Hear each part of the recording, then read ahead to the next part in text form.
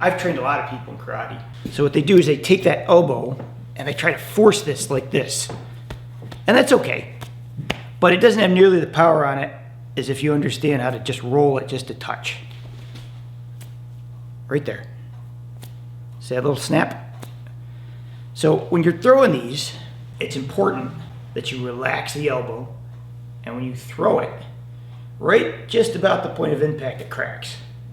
So there'll be this little bit. Now, it's not this where it goes sideways. It comes forward, right?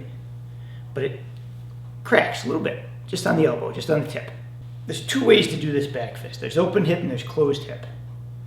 So obviously there's where I open my hip this way, and there's where I close my hip this way.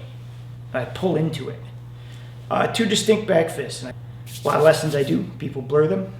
When people first start karate, what they do is they throw these back fists at distance. They do this a lot in point fighting. But realistically, when you use this, you want to use this when you're tight.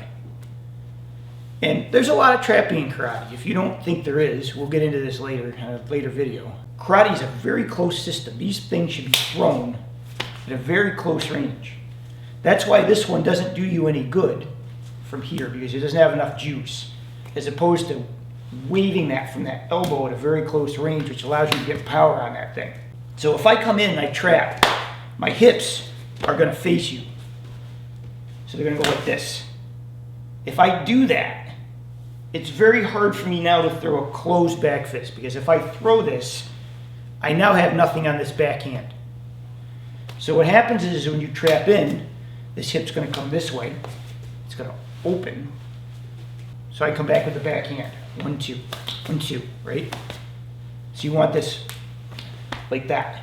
Because your hips, as you all know from karate, is open, close, open, close, open, close, open, close. Or it should be. The other one happens more because as I threw this hand and I've turned my hips, now what I'm going to do is I'm going to come back. But as I come back, I'm going to use this on the turn.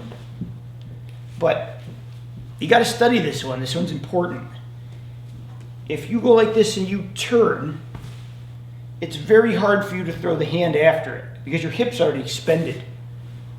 So ideally what you want to do is when you throw this one, this hand should be following it. 1, 2. So you got 1, 2, as opposed to 1 or 1.